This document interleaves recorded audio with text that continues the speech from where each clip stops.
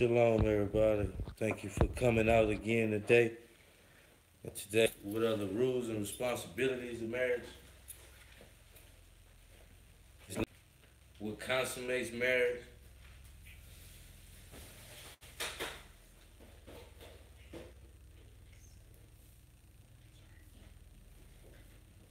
So once again, it's called marriage according to the Bible. We're gonna start with the introduction.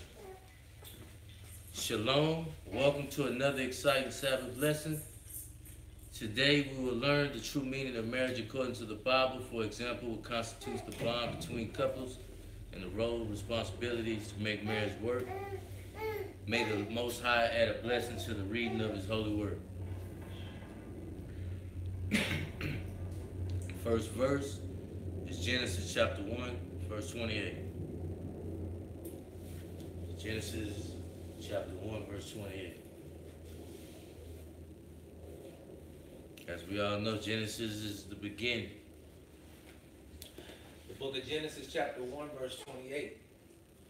And God blessed them, and God said unto them, be fruitful and multiply, and replenish the earth, and subdue it, and have dominion over the fish of the sea, and over the fowl of the air, and over every living thing that moveth upon the earth. So this is the beginning of the instructions that He gave Adam and Eve. He blessed them. He gave them His blessing and said unto them, be fruitful and multiply. Meaning what? Make big. Yeah, have kids. Replenish the earth. This is talking about our bloodline, the specific beginning of where we come from. Telling them to be fruitful and multiply the earth. He wants us to be a strong nation. And the only way we can do that is by coming together, being a family, being one, and to have offsprings, and to teach them your offsprings the right way to live. And you'll be a popular nation. Because remember, the law said if you keep the commandments as a nation, as a whole, you'll be what?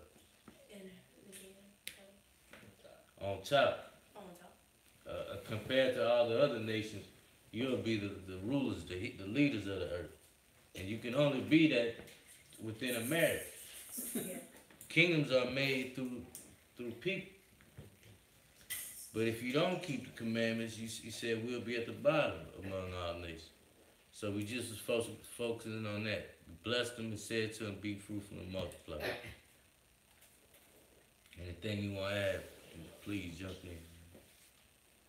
Genesis 2 and 18. Genesis chapter 2 and what?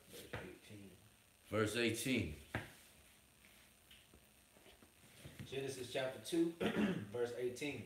And the Lord God said, it is not good that man should be alone. I will make him an helpmeet for him. So the Lord said it's not good for man to be alone. Remember, the title of the lesson is Marriage According to the Bible. So this is one of the reasons why there is a marriage. Because it's not good for a man to be alone. So He created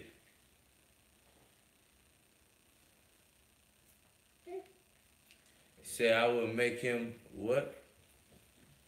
I will make him an helpmeet for him. We're supposed to be reading that's it? And then down to 23 to 25. Verse Verse 23. And Adam said, this is now bone of my bones, and flesh of my flesh. She shall be called woman, because she was taken out of man. Okay, so due to the process of the rib during the deep sleep, they said this is not bone of my bone, flesh of my flesh, meaning this is a relative of mine. We already broke the precept down, bone of my bone, flesh of my flesh, proving Eve was a woman of his nature, of his tribe, of his kinsman. So that's one of the rules of marriage we're going to read further down the line is you can't marry outside of Israel, you being an Israelite.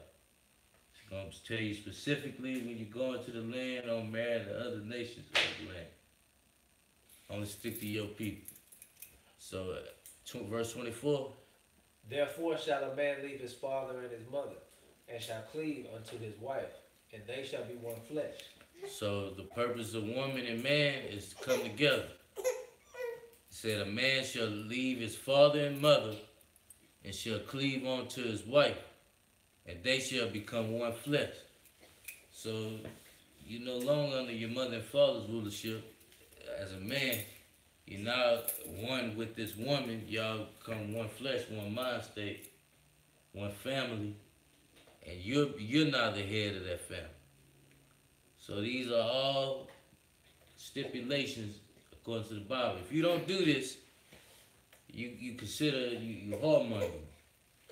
You out here committing adultery, because the rule is you got to leave mother and father and become head of the house with the woman, according to marriage. Verse 25. And they were both naked, the man and his wife, and were not ashamed. Naked meaning they didn't know all of the laws and they were not ashamed, meaning in their ignorance they wasn't ashamed because they didn't know no better. So go back to that picture. It wasn't walking around like that, so to speak. We had a breakdown of that a long time ago. So I'll read the next verse. We're at Matthew 19, 1 through 12. So man shall leave mother and father. We're going to read a precept of that in the New Testament.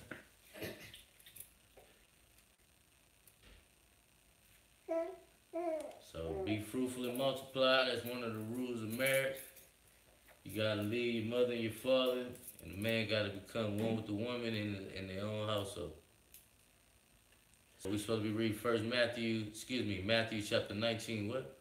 Verse 1 through 12. Verse 1. And it came to pass that when Jesus had finished these sayings, he departed from Galilee and came into the coast of Judea beyond Jordan. That's a river, I just let y'all know. And great multitudes followed him, and he healed them there. The Pharisees also came, unless you can stop me and let me know. The Pharisees also came unto him, tempted him, saying unto him, is it lawful for a man to put away his wife for every cause? So, of course, the Pharisees was tempting him, trying to trip up Christ. That's what they was trying to do. Because Christ was coming around. He was giving the true doctrine, trying to get the people right. Pharisees, who were the Pharisees again? The high priest. Right, the high priests. The religious. The religious leaders of that time. So, for Christ to come on the scene and be telling them how they should be living, it was shaking them up. They was upset. So they was like, okay, let's try to trip him, but let's see if he really knows these laws. So they asked him, is it lawful for a man to put away his wife for every cause? Meaning for any reason. You just put your wife away for any reason. I don't like the way she look no more. She getting on my nerves this week or this day. I'm going to divorce her. I'm going to shut it down. Because the other people do that today, right? Mm-hmm. They get married and they just stop getting along. All right, so we not married. We just going to get divorced. We're going to get along no more. But we're going to see is that lawful. Verse 4. And he answered and said unto them, have ye not read that he which made them at the beginning made them male and female? So the beginning is what? The New Testament. I mean the Old Testament. The Old Testament, back in Genesis, where we was reading, right? So he said he made them at the beginning, male and female. Read. That's a stipulation for marriage too, he let them know. Male and female. Can't be male and male. Can't be female and female. And said, for this cause shall a man leave father and mother, meaning male and female, and shall cleave to his wife, and they shall twain and shall be one flesh. So them two are gonna become one. Like we just read that in Genesis. He quoted Genesis. Read on. Wherefore they are no more twain.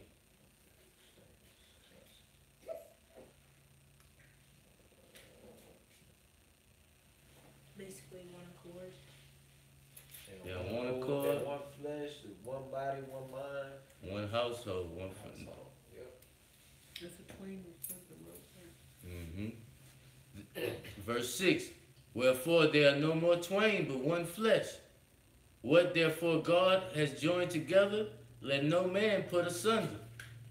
So when they asked him, can you divorce your wife for any reason? He said the Lord made it in the beginning for them to be one, and that no man should put that apart.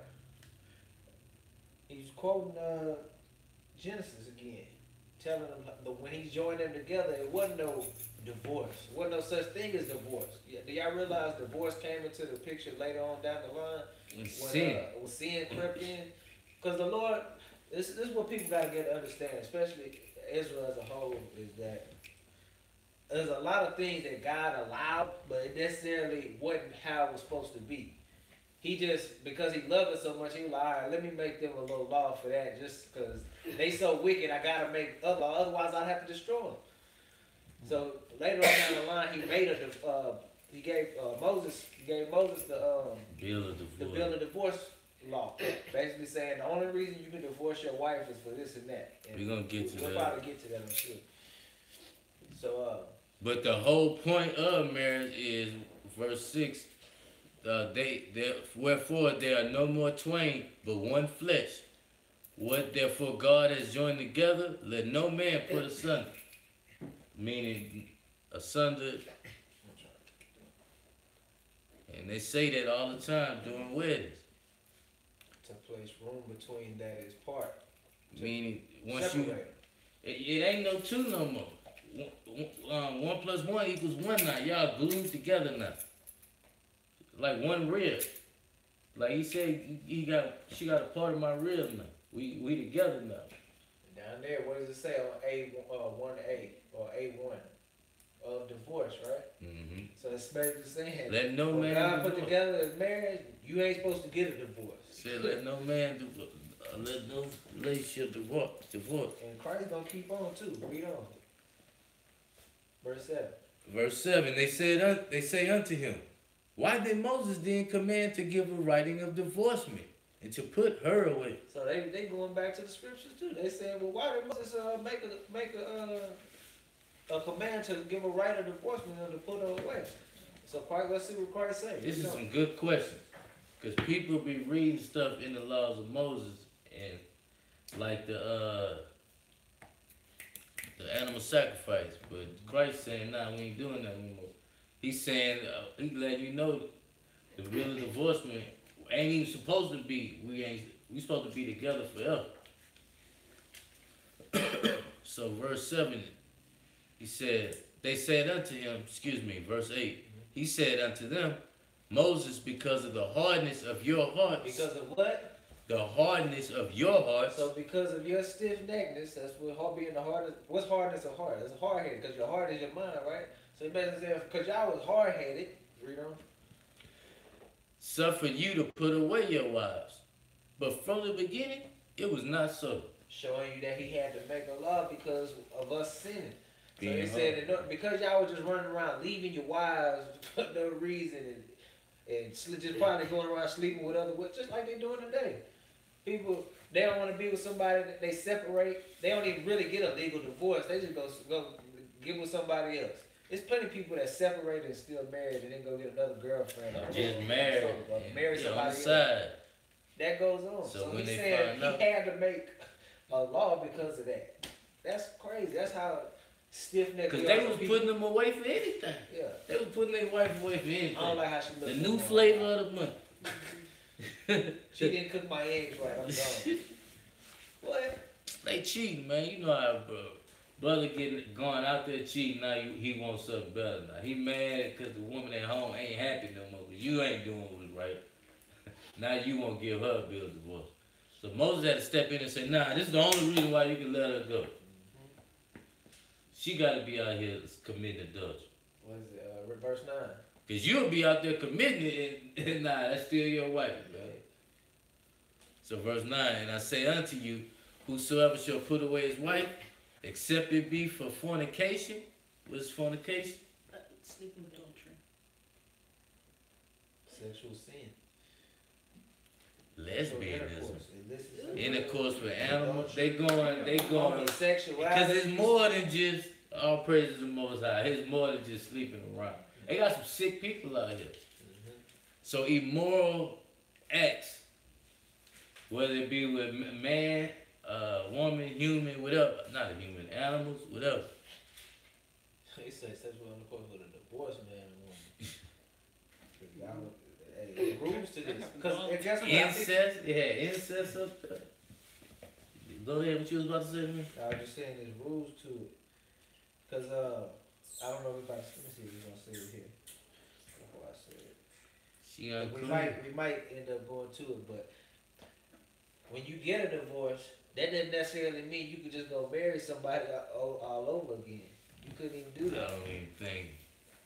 Well, it might be in there.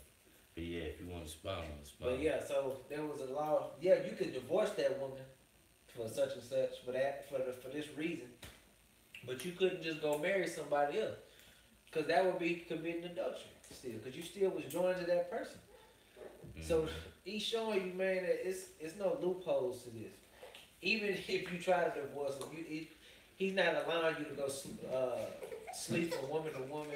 How you gonna put away a woman that ain't committed no fornication, and you out here just sleeping around with other women, getting married? That's unlawful. That's what he's trying to let you know. So Rules first- to marriage. So he said, except to be for fornication and shall marry another, committed adultery. So he that's said- the rule. That's the law of God. You breaking it's called adultery. He said, and whoso marrieth her, which is put away, doth commit adultery. So if this woman is put away for immoral acts, and another man come through and try to play Captain Savior, you doing what? You committing adultery. Commit adultery. So it's rules to this. Now a lot of us out here, we done committed adultery.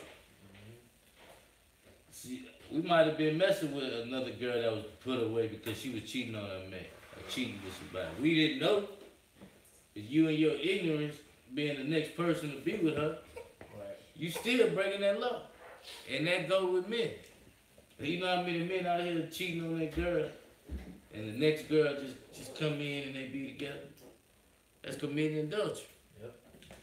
Verse 10. His disciples say unto him, if the case of the man be so with his wife, is it not good to marry? So they saying It is not good to marry. Yeah. So the disciples saying, well, dang, if this is the case, we shouldn't even get married then. They thinking it's that's just like brothers today. You tell them, oh man, I'd rather just not get married if I ain't gonna do all that. They got some people on Facebook saying, I don't want to bring no kid into the world. I'm going to just focus on school. So they not understanding the deep spiritual meaning that he's trying to get him on this marriage.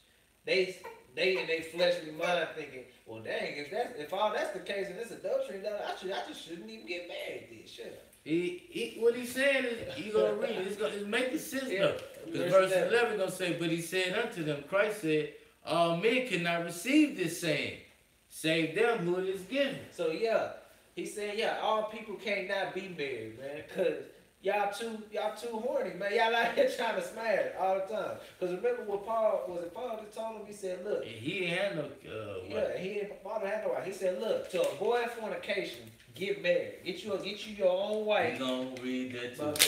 bad, man. I'm skipping ahead. But look, that's the reason, man, because he's saying all men can't say that. Because you That's out high here- level. Yeah.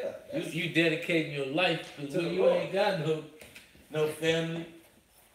Really, it's smart because you ain't got no responsibility as far as you gotta take care of her, take care of him. You gotta take care. When you literally out working every day, your money coming into for the pack, for the flock. When you ain't got nobody like that, all you doing is got yourself.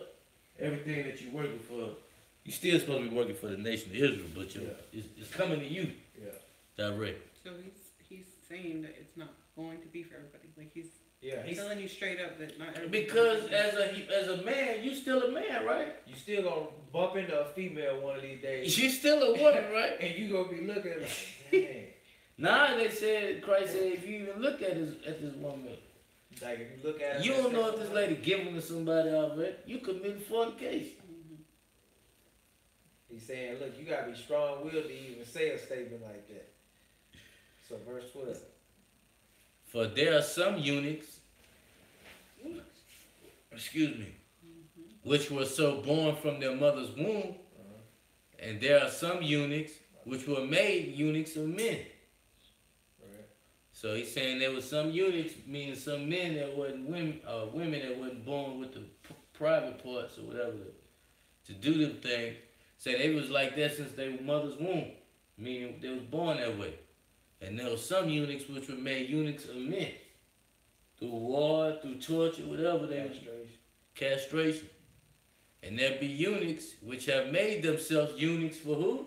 For the kingdom of heaven's sake. For the kingdom of heaven's sake. Name one eunuch that made themselves a eunuch for the kingdom's sake. The Pope? Hey, how we delete that? I just named the eunuch. Who in the Paul? Oh, okay. Did he castrate Well, I himself? was thinking. No, he castrated that other man he had that was going around sin for the kingdom's sake. Meaning he wasn't even dealing with women. All he was thinking about was saving souls to restore the kingdom of Israel. He that is able to receive it, let him receive it. It's deep. If you're able to do that, God be with you. But man, you gotta tell your bodily flesh, nah, I'm good forever. I'm doing this for the King. It's like being a Nazarite, but on a different level. So that's it on now. So we had Deuteronomy 7, 1 through 4. I'll read it. Deuteronomy 7, 1 through 4. The book of Deuteronomy chapter 7, verse 1. These are the laws according to who you can marry. Says, when the Lord thy God shall bring thee into the land whither thou goest to possess it, and hath cast out many nations before thee. He's gonna name out the nations. So this is when we was coming out of Egypt, going to the Holy Land. He's gonna let you know who was there before them. The Hittites, and the Girgashites, and the Amorites, and the Canaanites, and the Perizzites, and the Hivites, and the Jebusites, 7 nations greater and mightier than thou. So he named a lot of them, but he ain't named all of them like the Edomites. Because the Edomites wasn't in that land. We already just passed through there. Remember, they didn't even want to let us possess it. So he letting you know the land y'all going to. He ain't, because it's the subject matter. He don't want us to marry no heathen. But he letting us know these specific heathens gonna be the heathens in the land where you're going. Don't even deal with them. That's why he ain't had to say Edomites or nothing like that. So the point of the matter is that we shouldn't be dealing with these people. Verse 2. And when the Lord thy God shall deliver them before thee, thou shalt smite them and utterly destroy them. We should have did what? Smite them and utterly destroy them. Utterly destroy these people. They shouldn't even be alive right now. Thou shalt make no covenant with them, nor show mercy unto them. Show no mercy, no covenant, no love. That's why when you get older, you're supposed to be dealing with Israel. I mean, you're going to have to deal with the nations on a work level. Like, say you're going to the grocery store. You can't say, well, I'm only going to Israelite cashier or something like that. You're going to have to deal with either time to time. But the point is, that on the overall, you don't supposed to make no covenant with them. Show no mercy to them. They shouldn't even be here. Verse 3. Neither shalt thou make marriages with them. That's what we're focusing on. We ain't supposed to be making marriages with them. Thy daughter thou shalt not give unto his son, nor his daughter shalt thou take unto thy son. So, we're going to dig a little deeper into that statement.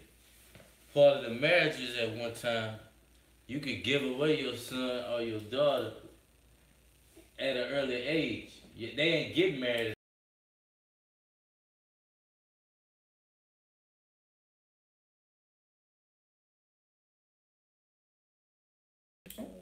Yeah, it's an arranged marriage.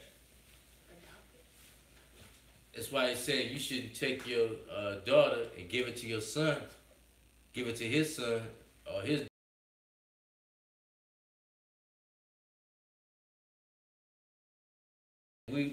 That's another thing they would do. They would go to the parent, and the parent will have to give their permission to be married. You basically giving over your daughter to this man, and vice versa.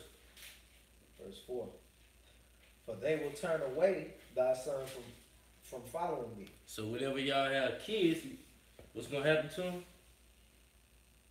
If you're dealing with the other nation, he letting you know why you don't supposed to have No. baby with the other nation. Verse 4. Read that again and begin. For they will turn away thy son from following So me. whenever you have a son, what is the son gonna follow? Their stuff. The customs of the heathen, of the Israelite, because we're supposed to have a pure Israelite marriage.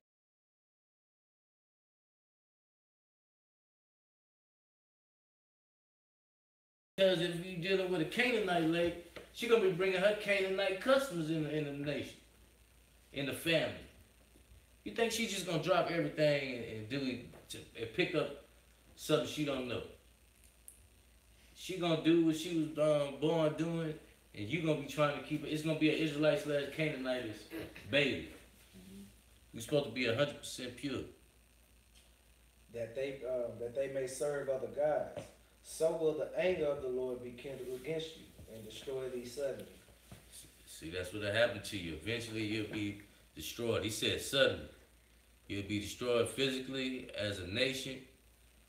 You just be wiped out. Your bloodline, your genealogy. We see that today with these people that mingle with the other nation. They destroy.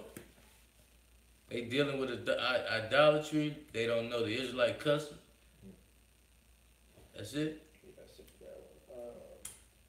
I'll read the next one. Chapter 22, 13 through 30.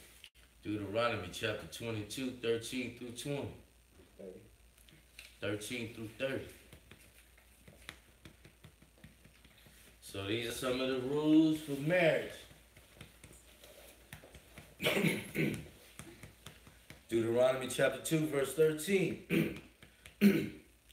If a man take a wife and go into her and hate her, this is just basically what we be saying going on. A man like this girl, they committed the act to consummate the marriage, and now he don't like her no more, and gave occasions of speech against her, and bring up evil on her name. So he don't like her. Now he thinking of ways to get rid of her, bringing up evil on her name, and say, I took this woman, and when I came to her, I found her not a maid. Click on maid.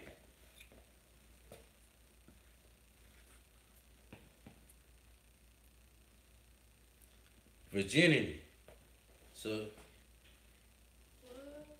he lied on us. Well, in this situation, he lied on and said, hey, I was with the girl, find out the girl was with somebody else before we was together. So one of the rules in marriage is the person you're supposed to be with is supposed to be a virgin. Because if you messing around with somebody else, you mean you messing with somebody else's wife. We finding out the 100% pure way of marriage. Y'all kids got a shot at doing it the right way, according to the Bible. So he's saying he found out this lady wasn't a virgin, like the Bible said. Verse 15. Then shall the father of the damsel and her mother take and bring forth the tokens of the damsel's virginity unto the elders of the city in the gate. Remember we talked about the tokens of virginity? Yeah. The cloth? Mm-hmm. That's something that was a part of this is what we're talking about, consummating the marriage, making it official. They used to go in the marriage chamber, they'd consummate the marriage, and they would have the tokens of the virginity. They'll wrap it up and give it to the mother and the father. Now the dude saying that it's a lie, they didn't have it, but the mother and father got the tokens of the virginity, and they took it to the elders of the city of the gate. Where the elders at, the leaders of your tribe or whatever, or your city. 16. And the damsel's father shall say unto the elders, I gave my daughter unto this man to wife, and he hated her. She was all good, now he don't like it for some reason. And we just read in the beginning 1 and 1 equals 1, right? Don't let no man separate what God put together. And lo, he hath given occasions of speech against her, saying, I found not thy daughter a maid, and yet these are the tokens of my daughter's virginity. And they shall spread the cloth before the elders of the city. So they'll spread the cloth. Say, I got proof that my daughter was a virgin. You going around here messing up my family name. So after this man showed the proof, what's going to happen in 18? These are the laws. This is what marriage is all about. And the elders of that city shall take that man and chastise him. Click on chastise.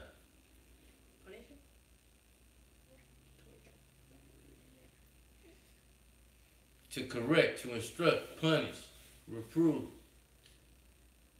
discipline. Mine say to beat. Mine correct. So that man was gonna be punished for putting that respectable young lady out there. These are all of the rules of marriage, the laws of God. And what else he got to do? Verse 19. And they shall immerse him in 100 shekels of silver, and give them unto the father of the damsel. Okay, so he had to pay a price to the father of that lady. Because what? Because he had brought up an evil name upon a virgin of Israel. He messed the family name up, burnt that girl name up.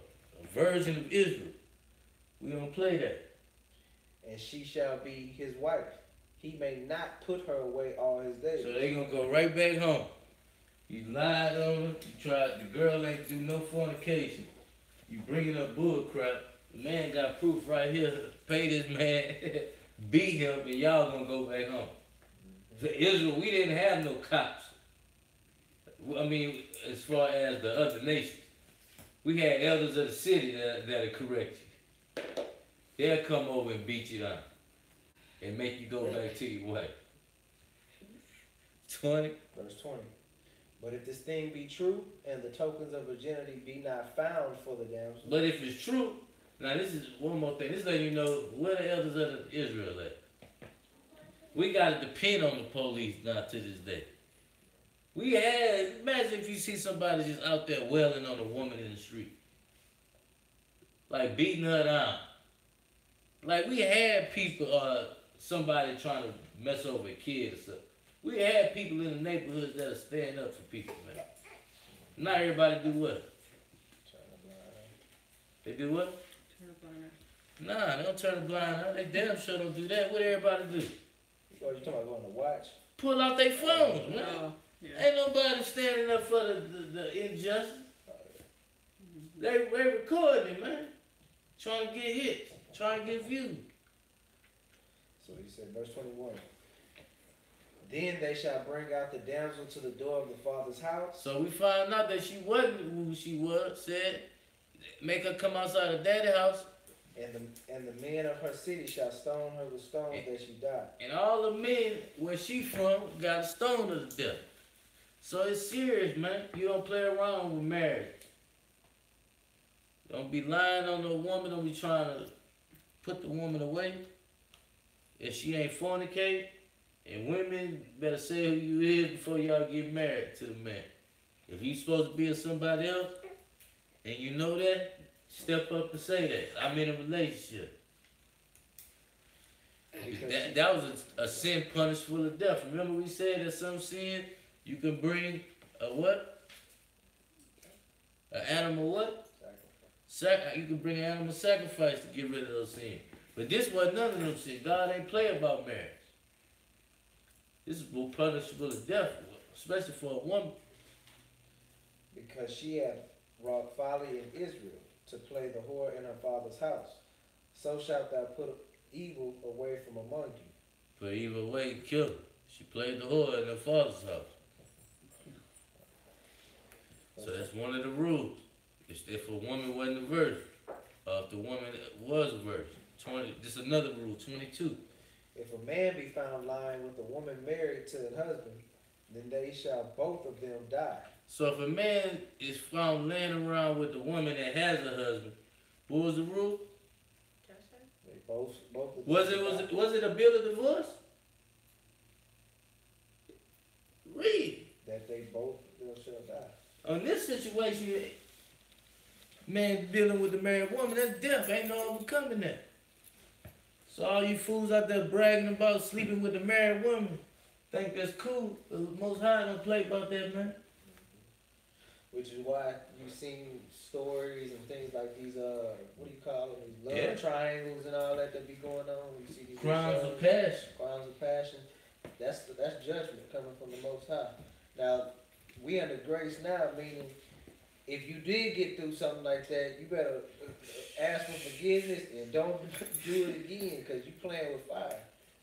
You seeing which laws the Lord deemed punishable as death. And he still kind of ticked off about them laws. So, I'm sorry. nah. Both of them would die. Both the man that what? Both the man that lay with the woman and the woman.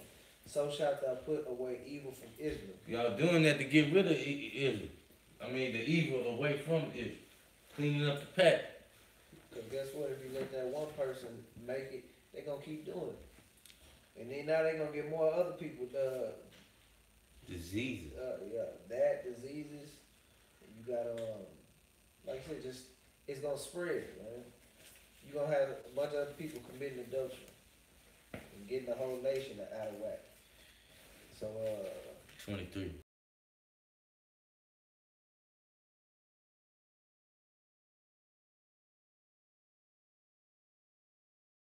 And a young girl that is a virgin, ain't been with nobody, is betrothed unto her husband. What that mean? Betrothed unto her husband. Remember what I said earlier about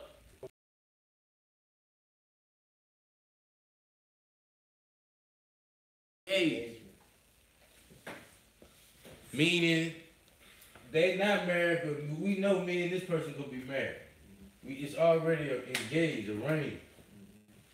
So this damsel ain't never been with the woman. She engaged unto her husband. it says that a man find her in the city and lie with her. And another man find her in the city and lie with her. This is, I forgot to even mention this. This ain't no marriage, no official wedding going on. This ain't somebody going to the father or the mother, asking for the mother, or the father's hand in marriage, marrying their daughter. The father blessing the family, giving them a wedding gift. The husband giving the mother and the father a wedding gift. That's the proper way of doing marriage. But this is another way of doing marriage too. If a man see a woman, he lay down with the woman, they ain't go through none of the process. Y'all still married. y'all just consummated. But in this situation, this woman was supposed to be with a whole nother man. So she broke rank, she broke code.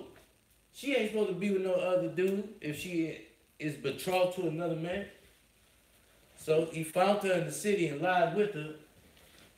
24. Then ye shall bring them both out unto the gate of their city, and ye shall stone them with stones that they die. So is that cool according to the Most High? So once you engage to somebody, it's treated as marriage. You can't be out creeping and you got on an engagement ring or whatever it's called, and the woman vice versa. They got some people be trying to go back to their old flings or step out into the world one more time before they officially be married, so to speak. The Most High say they both should die. You bring them out of the city, the gate, you stone them with stones that they should die. The damsel, why she get killed? The damsel because what? Because she cried not being in the city. Meaning if it was rape, when they lied down, she would have screamed and made noise. This lady ain't cried out. She would, it was a mutual situation. And the man gotta die because what?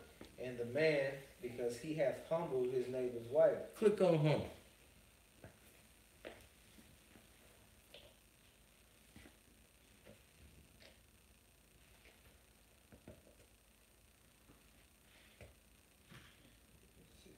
Go back down. to be afflicted, to humiliate. That's the one I want. So he gonna die because he humiliated his neighbor's wife. Meaning that man was supposed to be with this lady at one point. And you came and defiled the lady. So they both shall be put away even from among you. So the Most High don't play about engagements. 25. But if a man find a betrothed damsel in the field, and the man force her and lie with her, then the man only that lay with her shall die. So this is the rule of rape. If a man, but they lied and said you can rape in Israel, some people, right? It said if a man find a damsel in the field and the man force himself on her and lie with her, then the man only that lay with her shall what? Die. That was rules in Israel, man. You know, Rape clearly wasn't one of them. you know in Mexico and Guadalupe, they still do that. Kill over rape? Yeah. All praise to the Most High. And I hope they keep all these other laws that we read as well. 28. 28. If a man find a damsel that is a virgin, This is the rule of somebody go through the act of consummating the marriage without an official marriage, which is a lot of us out here doing today. which is not betrothed, which is not engaged, and lay hold on her, and lie with her, and they be found. So they doing whatever they doing. It's a mutual thing. Then the man that lay with her shall give unto the damsel's father 50 shekels of silver. You supposed to pay 50 shekels of silver to this. Can't just give money to the father, then you still living over here do whatever. You gotta officially make the marriage official. She gotta come in your house. Because he hath humbled her.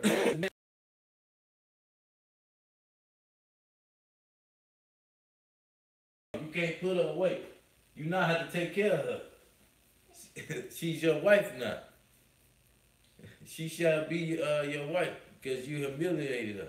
You didn't go through the official process. You didn't even ask the father. A man shall not take his father's wife, nor discover his father's skirt. And that's another rule. You can't marry, let's say your dad passed away. You go take his wife or whatever. Or if your daddy got multiple wives, you can't do that. That's a sin. Oh wait, can't you do that only if it's like if you're only related to that person? That's a brother if your brother's It happens if you didn't have sister didn't have no kids. Oh. I'm not brother, sister, your brother's wife Oh. didn't have no kids. And you was next in line. So we got Exodus 22, Oh, that was. 16, and 17. Yep, 16 and 17. Okay. Exodus 22, 16 through 17. If a man entice a maid that is not betrothed, we just read that, Yep. and lie with her, he shall surely endow her to be his wife. Showing you that they went out of order again. They skipped the they skipped Marriage the change. process, and so they just went to straight sleeping with each other. Then you shall surely endow her to be your wife. You will make her your wife. 17. If her father utterly refuse to give her unto him, he shall pay money according to the dowry of virgin. So, hey, if you go to the father, but the father don't want to give, but y'all still go through the act and say, you know how they call that eloping, right?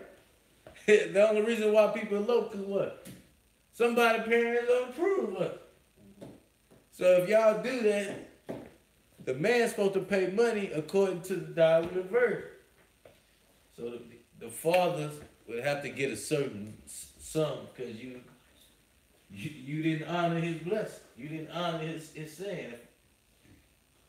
Purchase price for the wife. Purchase price for what?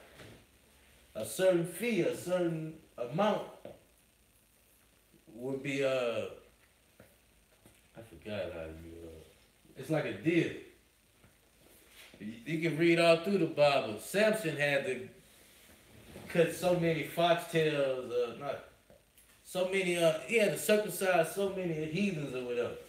to get a wife. That wasn't done in all situations, but in some situations, a dowry or a price would had to be offered up. That's it on So we learning a lot. There's a lot of rules and stipulations into getting married. We're gonna go into what's supposed to be done in a marriage too. But we just reading how to even do a marriage officially the right way. that. 18 through 23. Deuteronomy 11, 18 through 23, I'm gonna read that. So, Deuteronomy 11, verse 18.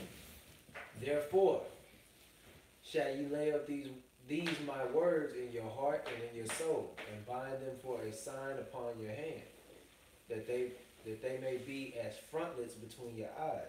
So these words is the Most High's words. You're supposed to put them in between your eyes. What's between your eyes? Your brain. And it's supposed to be a sign on your hand. What do your hands do? Don't you do things with your hands? Everything you do come to life through your hands.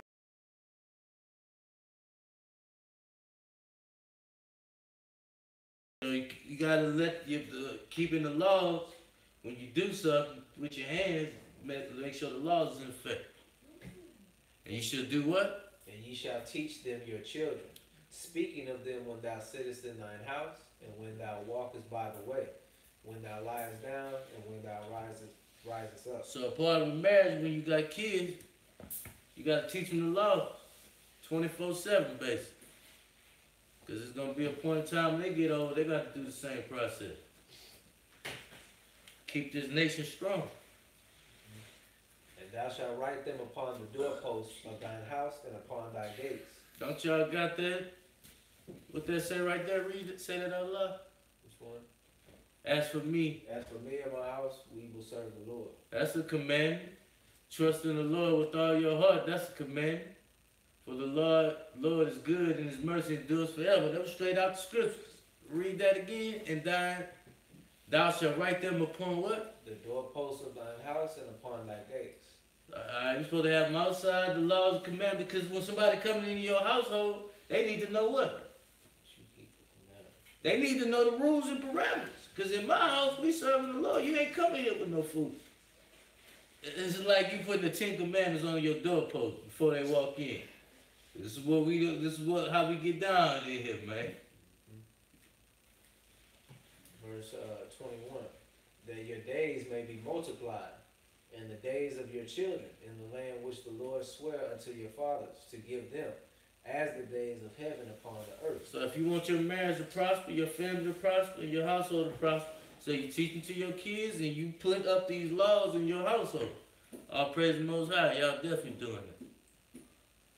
That's how you do what? Your days be multiplied, the days of your children, and in the land which the Lord swore to your fathers to give to them. Once we make it to the land, we're going to be doing the same thing. For if ye shall diligently keep all these commandments which I command you, to do them, to love the Lord your God, to walk in all his ways, and to cleave unto him, then will the Lord drive out all these nations from before you, and ye shall possess greater nations and mightier than yourselves. So these nations right now, we at the bottom. They greater nations. But once we get right and teach these laws to our kids and our family and be as one, we're going to possess nations greater and mightier than ourselves. And that's what the dude on the movie was trying to do, right? He was saying, man, let's go out here and possess these nations. We got the power and the technology to do it. But the other guy ain't want to do it. Both of them have flaws, though. Yeah.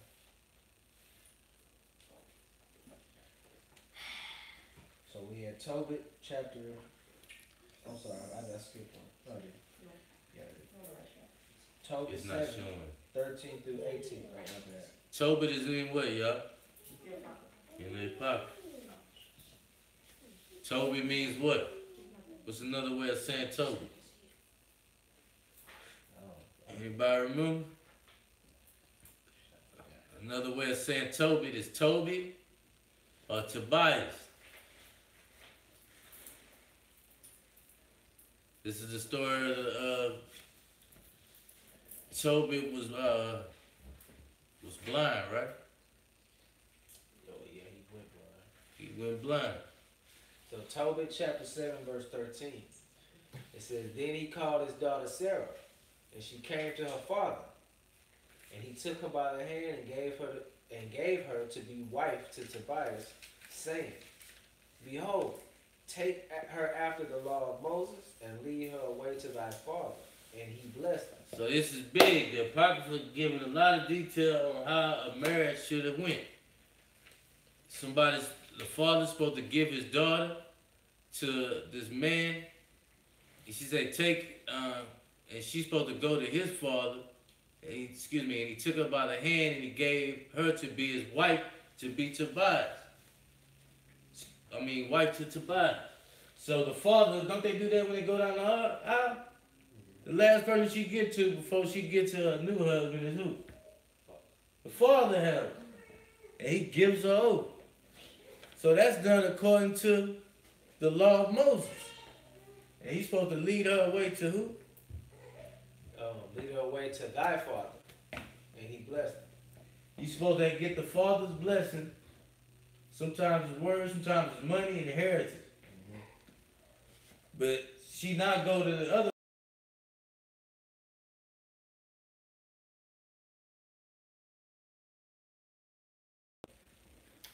And called Edna his wife, and took paper, and did write an instrument of covenant, and sealed it.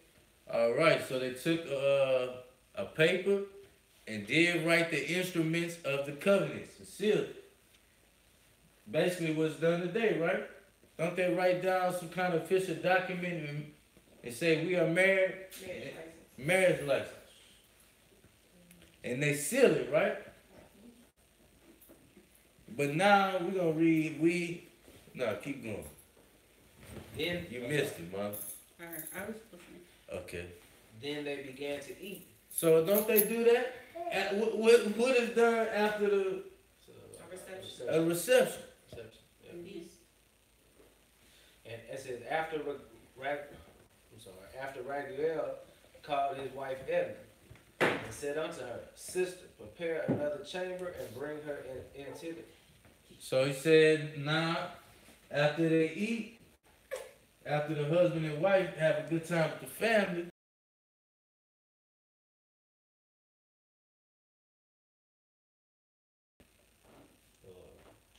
the honeymoon. But the only difference is you ain't flying out to Hawaii or nothing. You right there. The other family members gonna be right there because when you step out, what you supposed to have? You supposed to have the tokens of the Virginia. And you showing everybody, this is officially my wife. She is not a damsel. Go ahead. This is how you do things the right way according to the Bible. Verse 17, which when she had done as he had bidden her, she brought her thither, and she wept, and she received the tears of her daughter, and said unto her. So it's the girl crying, she nervous. She never been with the man. She's talking to her mom. Mama said what? Be of good comfort, my daughter. The Lord of heaven and earth give thee joy for this thy sorrow. Be of good comfort, my daughter. Hey, everything all right. Next, we supposed to be doing chapter 4. What's this, chapter 9? Chapter 9, excuse me. I'm sorry, chapter 8. Yeah. Chapter 8. That should be the next chapter over, right? Yeah, chapter 8. 1 through 7.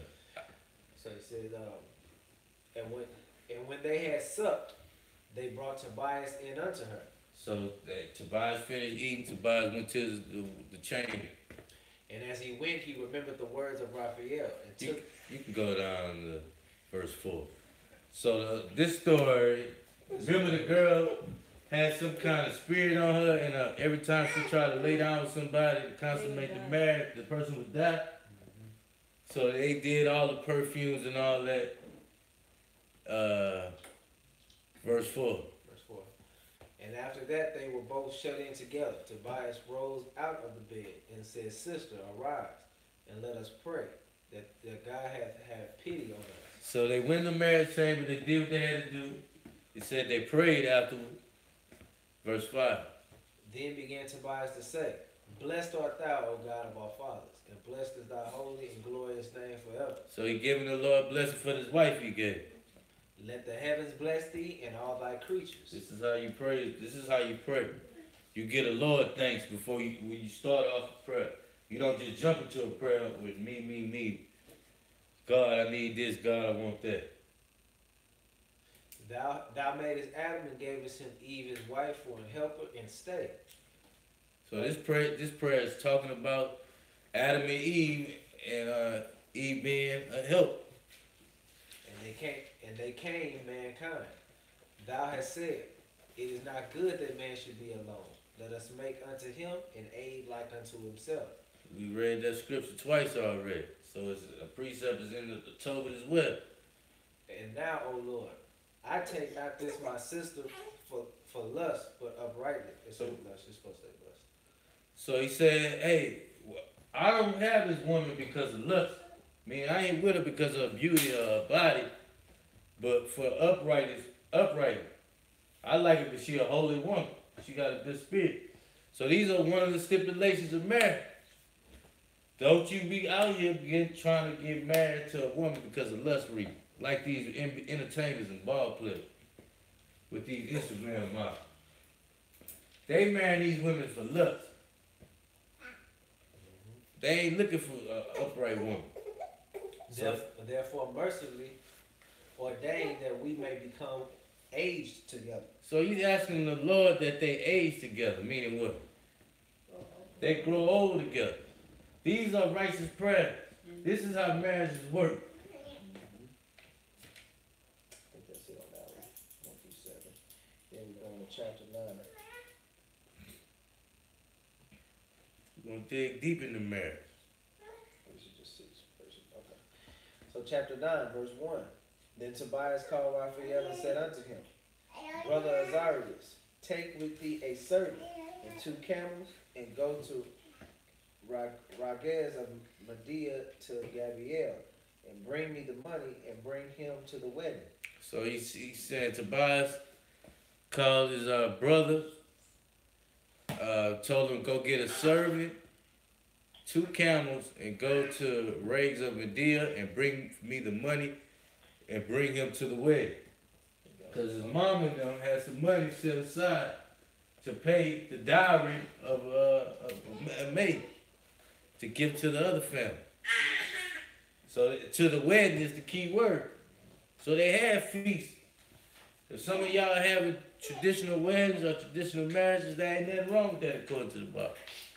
But the traditional marriage is the bride's parents or dad is supposed to pay for the wedding. From a biblical standpoint. That's the dowry, and that's what we do today, where the bride's parents pay for it. One more less the father's money. So as you can see, y'all seeing where some of these traditional wedding customs are coming from. It's been along with us the whole time. So verse 3. For Raguel hath sworn that I shall not depart. But my father counted the days, and if I tarry long, he will be very sorry. So Raphael went out and lodged with Gabriel, and gave him the handwriting, who brought forth bags which were sealed up, and gave them to him.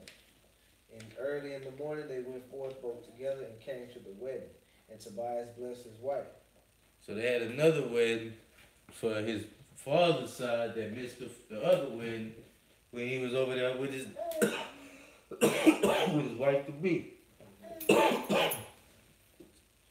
Some people have a couple of weddings like that. They celebrate 14 days. What is Chapter 18, verse 19. Chapter 18 of Tobit. I'm sorry, chapter 8. Chapter 8, verse 19. Oh, yeah, I remember. Y'all remember we went over Tobit that lesson before, huh? Yeah, so yeah, they do. But she said that depending on who you was and how mighty your family is. Today we really at the bottom. We can only afford to what? If you got a legitimate wedding, man, and that's one day long, you kind of straight. And she said they was out there partying for 14 days, man. 14 or 18? 14.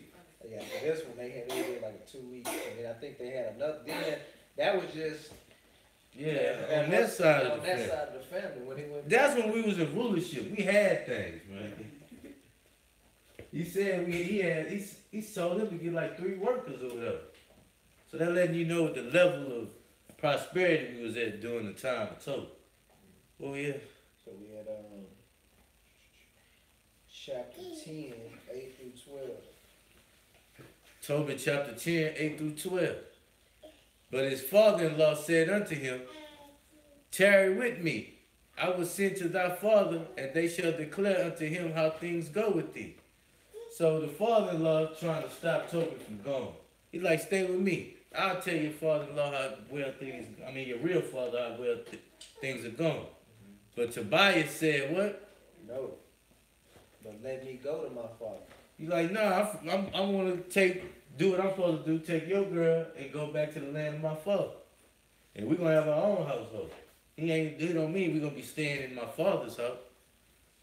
Then Raguel arose and gave him Sarah his wife and half his goods. So the father did what? Gave away his daughter and gave them what? Half his goods.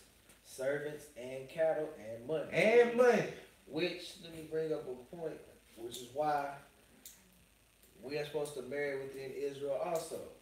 Because when you gave your daughter away, say you didn't have a son, this is why you wanted both the sons and the daughters to marry within Israel. Because as you can see, part of the custom was, that's where your inheritance was going to go. So guess what? If your daughter marry a heathen, your inheritance is going to the heathen, man. It don't Half of your inheritance. going to and that's what happened to our people today. They get into these relationships with these heathens. And where they And then when they die, that side of the family gonna treat your kids? They ain't looking at them like that. Like, we read that they're going to learn the heathen's ways. They're going to be worshiping the heathen God. Now we learn that half of your inheritance will be going to the heathen. So if you have multiple daughters, how does that work? These people was on top of their game, man. He gave them half his goods, half the servants, I think that was their only daughter, though, right? cattle, and money. Yeah, because she was the only daughter and he was the only son. Yeah. And What'd you money. say? If they could celebrate for 14 days, they have some money. Oh yeah, they had money. We need to be working towards something. We ain't gonna be able to afford to get half our inheritance to our kids. But when they get married, you should be giving away a coffee pot as a parent. You know what I mean? You're supposed to be well in. So when they get their own, start out on the that's wrong where I foot. was about to go. They didn't start out in debt or have to be broke coming out the gate. Y'all know how it was when y'all great grandparents or something. They ain't have nothing pretty much when they started out. They had to work their way up to something. That way these kids will hit the ground running. They had a mature age. This is a holy act. This is what when they say the fathers give the blessings. The son pay a dowry, and then the father would turn around and bless y'all, give y'all a gift. It's verse 11. 11. And he blessed them and sent them away, saying, the God of heaven give you a prosperous journey, my children. And he said to his daughter, honor thy father and thy mother-in-law. So hold on. This is one of the rules of marriage. The father would tell his daughter to do what? Honor thy father and thy mother-in-law, That's what I'm trying to tell you, Corn. which are now thy parents, That's not your parent. that I may hear good report of thee. So, hey, that goes into also what? You see a lot of things today where people get into marriages and they don't even respect they in-laws like that. You got the daughter hating the mama hate the daughter. It's all type of fuck. People don't want to go to their in-laws' house no more. But the Lord telling you, you're supposed to look at them as your parents. Lord, oh God. I gotta work on that. I don't hate they from that side. I'm just lazy, but I gotta go see them. It's just like they my family.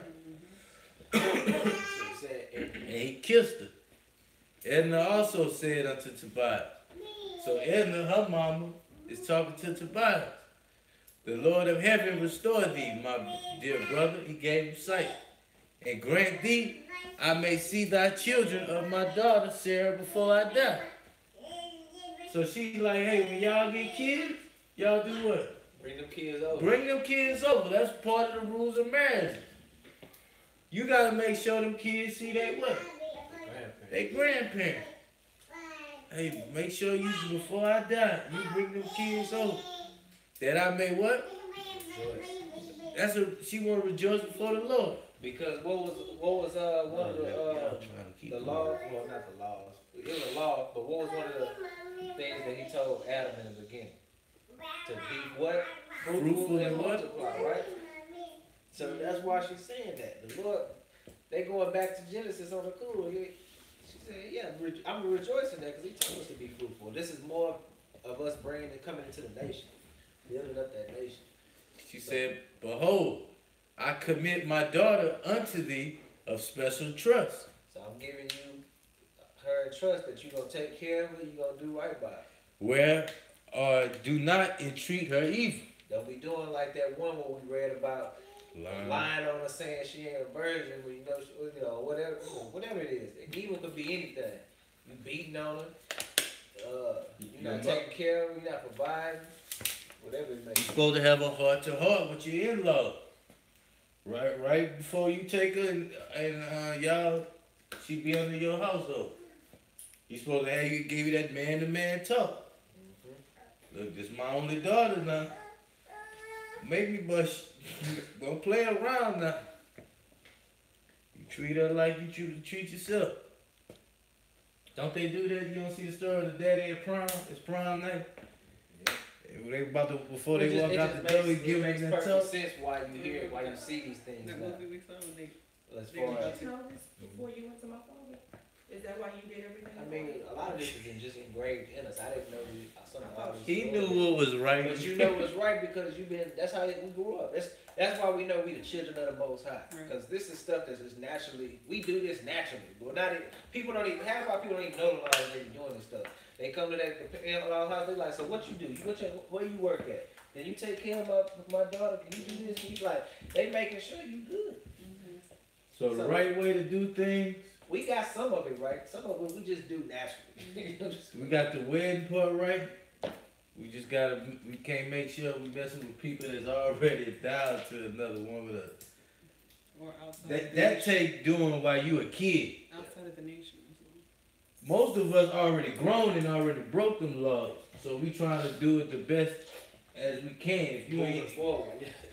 It's that saying, when you know better, you do better. exactly, and we trying to train our kids up so they can come up out of the right way and they won't have to commit the same mistake we made.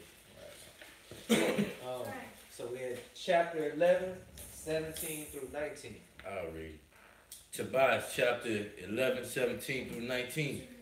But Tobias gave thanks before them, because God had mercy on him. And he came near to Sarah, his daughter-in-law. He blessed her, saying, thou art welcome, daughter. Like he's welcoming her into the family. God be blessed, which hath brought thee unto us. And blessed be thy father and thy mother. And there was joy among all his brethren that were at Nenev. And Carius and Nabas, his brother's son, came. And Tobias' wedding was kept 7 days of great joy. So remember they kept 14 days over there. Another 7 days they did another like feast or ceremony, you know, where He they said it having a was good joy time. among all his brothers. It made all his relatives, close to kin, come in, celebrate. And that's what how it's done. It's a celebration to be made. It's a blessing. But we seen it was done, you could do it sometimes. It says, do not marry a harlot. 1 Corinthians chapter 6, 15 through 16. I'm gonna read. Verse 15. Know ye not that your bodies are the members of Christ? Shall I then take the members of Christ and make them the members of an harlot? God forbid. Marriage according to the Bible. Whoever you lay down with, you become one with. your body members of Christ, spit when you kiss, and that spit and saliva intertwine. They becoming one together. To create a baby, a man gotta lay down with a woman. That's becoming one. So it's levels of your bodies taking your body members and making them of a harlot. Cause y'all becoming one. Verse 16. What? Know ye not that he which is joined to an harlot is one body? For two, saith he, shall be one flesh. Can you click on harlot?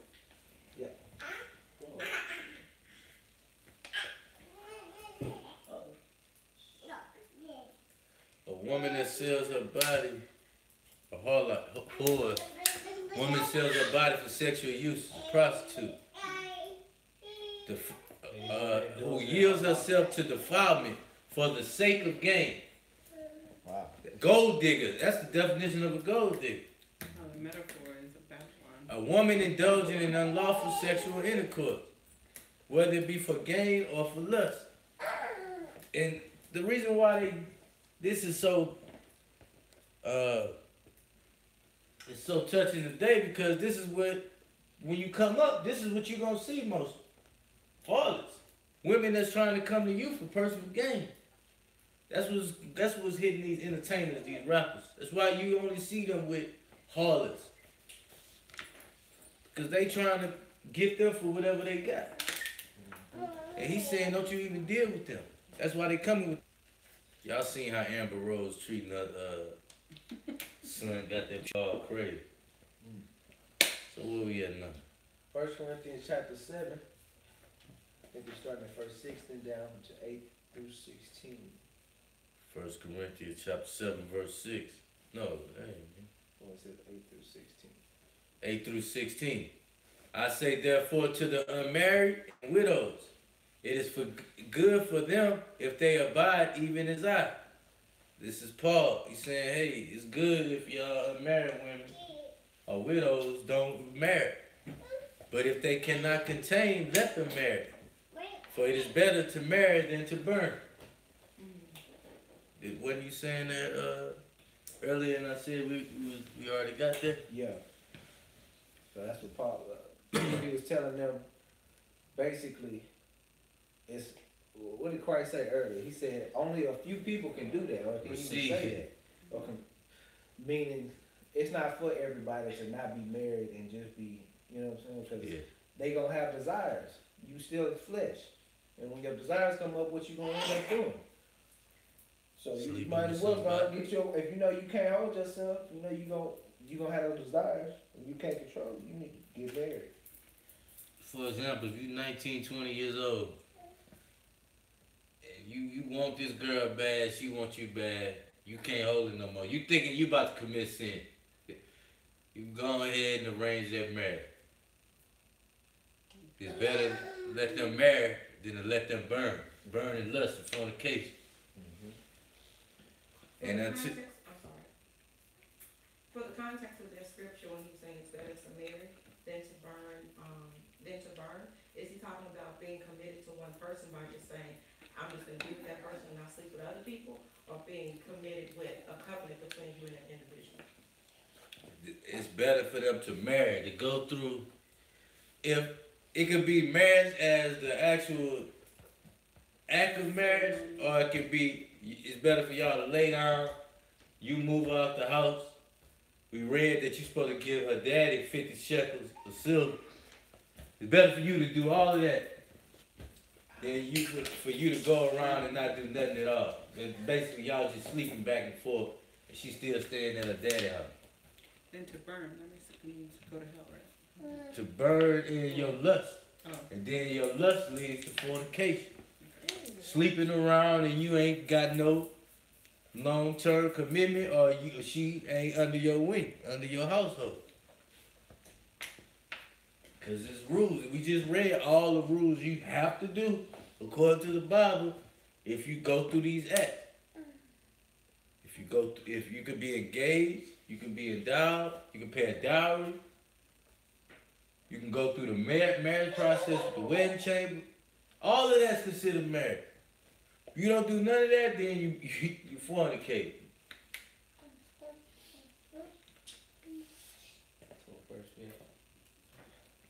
You can't even be just, it's the only person you sleeping with. But guess what? She's still staying with her mama house. You're not doing marriage the right way according to the Most High. You're supposed to get that woman out the house under your wing. Y'all under one household.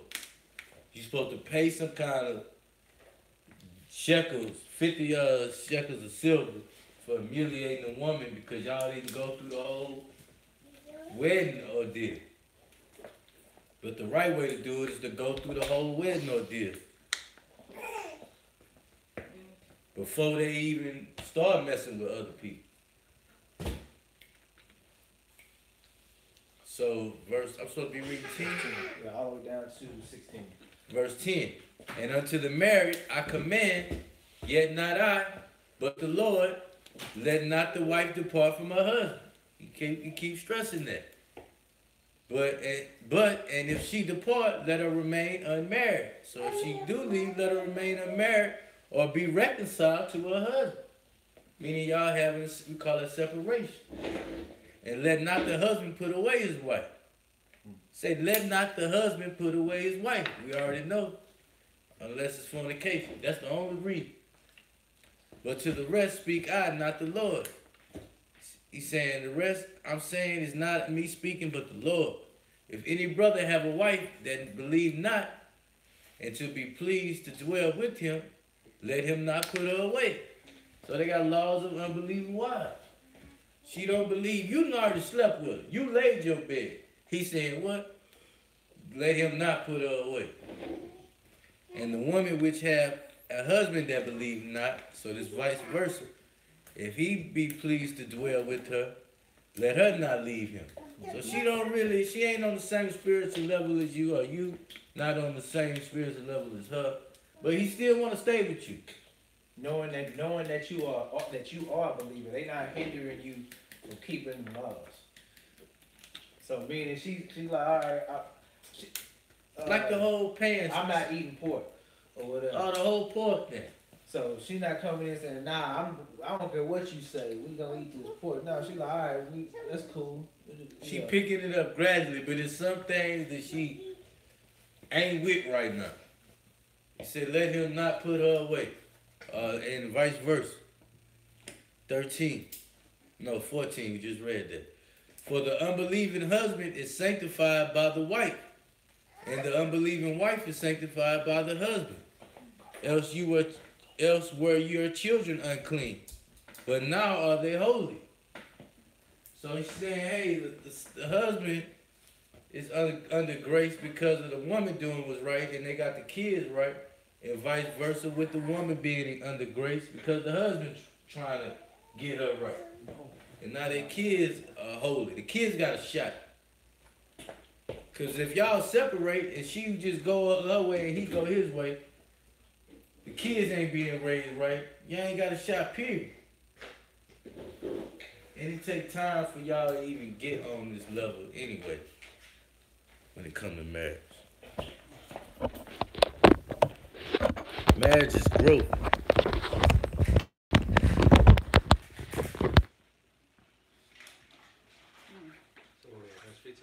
So he's basically saying hard times come or deal with it. You can't hate this person. You the one that laid down with it. You chose this person.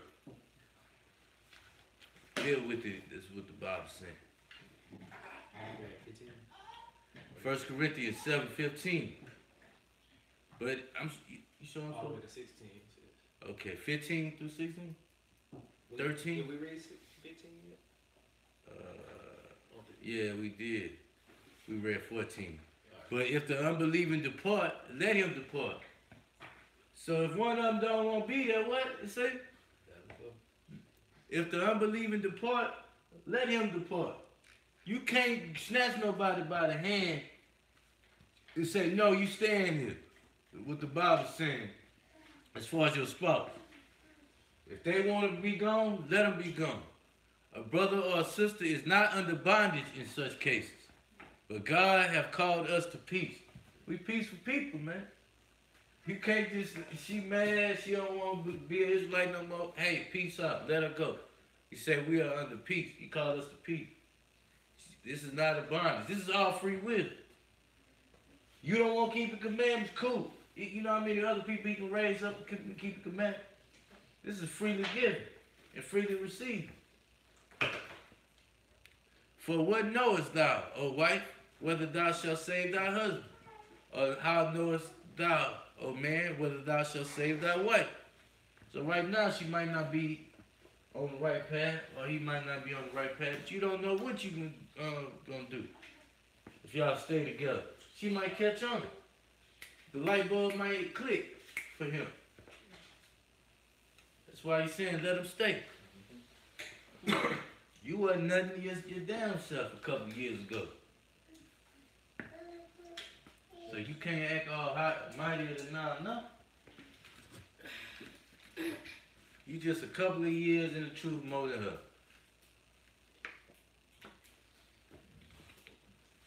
Genesis 24, 47 through 54.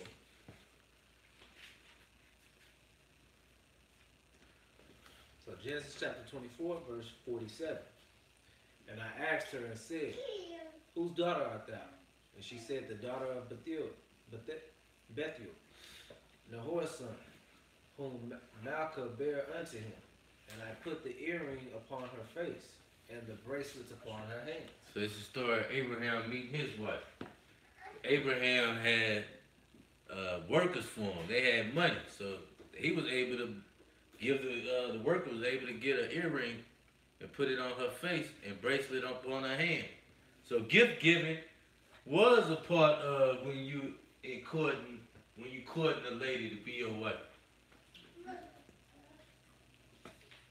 And I bowed down my head and worshiped the Lord and blessed the Lord God of my master Abraham. We wasn't no scrubs is what I'm trying to say.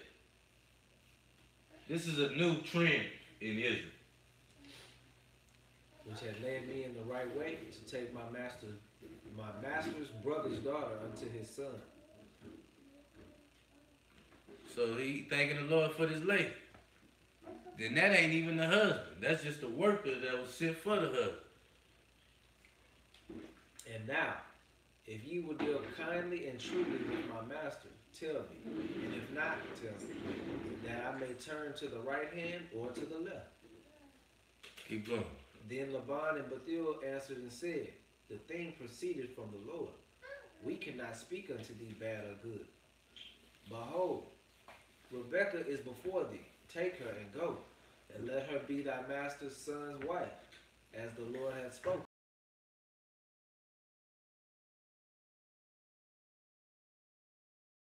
To the land of the husband to be, basically that's the right thing to do. That's the right way to get married. Go ahead. And the parents said take her and go, right? Yeah. 52. And it came to pass that when Abraham's servant heard their words, he worshipped the Lord, bowing himself to the earth. So when we get the blessing from the parents, what we supposed to do? Bless the Lord. Thank the Lord. And they did what? And the servant brought forth jewels of silver, jewels of gold, and raiment, and gave them to Rebekah. He gave also to her brother and to her mother precious things. So we supposed to hook her up, her brothers up, and her mothers up. He said he gave them silver, jewels of silver, gold, raiments. He had them looking nice. We don't come in no situation broke talking about we getting married. Even if you can't afford to do all of this, you're supposed to be able to afford to take care of your wife. Verse 54. And they did eat and drink, he and the men that were with him, and tarried all night. And they rose up in the morning, and he said, send me away unto my master. So they had a little celebration. He was like, hey, I need the girl. Need to go back. First Timothy 5 and 8. You were supposed to come to Baton Rouge. Supposed to go with the father. We were down, we've been reading. Hey, I need to take her and send her away to thy father, husband's father. Hello? And 13. Phil's want to go back in. We don't bring up this. I'm talking about the land of the fathers, man. Timothy chapter 5, verse 8. Nah, we ain't having that. That's what they was doing in the days of the Bible. So 1 Timothy chapter 5, I'll read verse 8. But if any provide not for his own, especially for those of his own house, he has denied the faith, and is worse than an infidel. What is infidel? Unfaithful. He said he's not in the truth and not to be trusted. So If you're a man, because what's who's the head of the household? Man. And if a man can't provide for his household, he said you ain't in the truth, you're unfaithful. He said you just like an atheist to a degree. So this is all rules in marriage. A man has to be out there providing for his family. Then verse 13 and 14. Verse 13. And withal they learn to be idle. So we learn to be idle, wandering about, this is really talking about women, wandering about from house to house, and not only idle, but tattlers also, and busybodies, speaking things which they are not. Rules of marriage is we shouldn't be doing them type of things. 14. I will therefore that the younger women marry, bear children, guide the house, give none occasion to the adversary to speak reproachfully. So these young women that got all this free time, when they say young, they don't mean 15, 16, 17, 18. They mean the young women in their 20s. So they need to get married and have kids and guide the house and give none occasion to the adversary to speak reproachfully. If you out here with ain't nothing to do and you wandering around, the adversary will speak reproachful things against you. Accusation. Isn't that gossip? Which one? I seen her coming out of such and such. Well, that's basically saying don't give your enemies any reason to speak bad on you or to speak to have something on you for you being out there doing stuff that Busy bodies, house to house. you just giving somebody a reason to talk about you. You like, hey, look at that woman. She know daggone well she's supposed to be at home with them kids. She out here giving them a reason to say something. It's like, man, I saw you. But yeah, so We learning a lot of wealth is dealing with your marriage. That's something I ain't really know. You gotta come with something. The parents gotta come with something. The husband gotta come with something. I mean, it makes sense. You're trying to start a family. Deuteronomy 28:48. Deuteronomy 28:48. Let me see what you put, bro. Going to the heathen for all things. Now we gotta go to the heathen for all things according to the scripture. Therefore shalt thou serve thine enemies which the Lord shall send against thee, in hunger, in thirst, and in nakedness, and in want of all things. And he shall put a yoke of iron upon thy neck until he have destroyed thee. So now you don't go to your father, her father's mothers and get a seal and token of virginity. To get married, we go to the heathen now, right? Say you gotta go to the heathen and want all things. The heathen give you an official marriage license. But we never did that in Israel. In the Old Testament and the New Testament and the Apocrypha, ain't no scripture showing you had to go to the heathen and get married. To consummate between two Israelites. But this verse letting you know now that, hey, if you want to, ain't nothing wrong with going to the heathen. Because it's saying, it's prophesied we go wrong, we be in the land of our heathen. We're going to have to go to the heathens for all things. That includes marriage certificate. It's predicting you will. Yeah.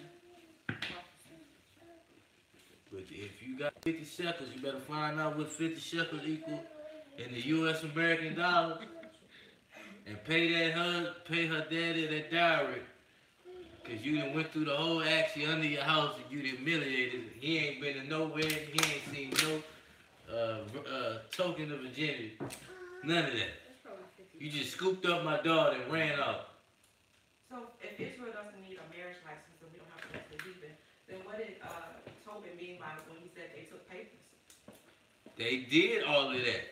But when they did it, who did they go to? So then who would bless it for us? If And like a parent, It ain't even gotta be a notarized letter. It could be a regular letter. Don't you know if you guys on paper? Well, see, back in slavery too, they used to sign their I think it was the Bibles. In their Bibles, Yeah. they had That's why you have to know who you belong to. yeah, they had Your family history. yeah, you could sign at the front of the Bible with I don't know if they still sell some of them Bibles. Yeah, with the family tree and all of that. That family tree was a That was your Official seal. That was your seals of marriage in some, in certain instances. But the point is, all you need was the parents, somebody there, the people that was at the wedding. Like I'm sure some of these camps, they do their own weddings, and they probably have the leaderships sign they seals and things or whatever. You know what I'm saying? So I guess if your congregation is big enough, and that's how they do theirs. They do. I know IURC do theirs like that. And I've seen some of their marriages. Now I'm sure that they have somebody sign, one of the elders or the bishops. All right, this is a marriage between. They probably got a whole copy of each other marriage, whatever. But remember, we're supposed to give this type of stuff over to the parents, along with the token of virginity, and they keep it, just in case one of the parties in the marriage try to flip the script. And if that person would get beaten or get stoned to death, depending on who it was and what was the false accusation. So yeah, you could do it within Israel. You could do it within going to the heathen and making it an official document. Either way, in a different time frame now. Now, when we was on top, it wasn't no reason for you to go to the heathen then. Why would you go to the heathen when Israel got their own land, their own nation? The only reason why we got to go through the verses, y'all. 21. Colossians 3:18 through 20. While you in all things, for this is well pleasing unto the Lord. Fathers, provoke not your children to anger.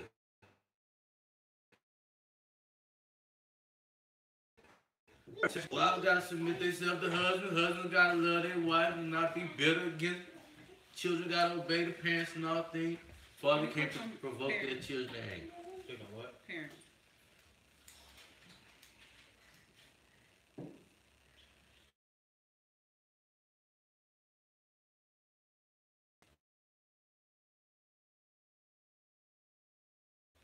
Parent, fuck.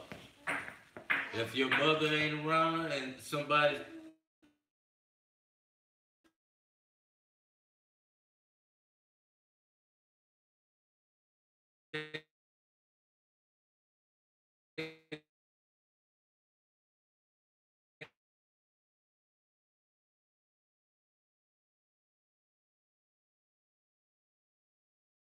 in the bowl,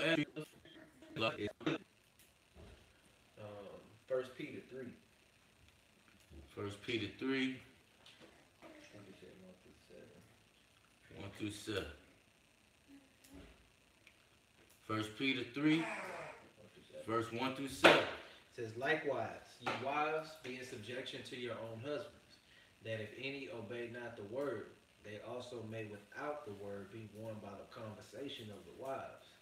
So hey, be under your husband's subjection. And even if he ain't with the word, he'll be won by the conversation of their wives, because she living what's right. She doing what she's supposed to do. While they behold your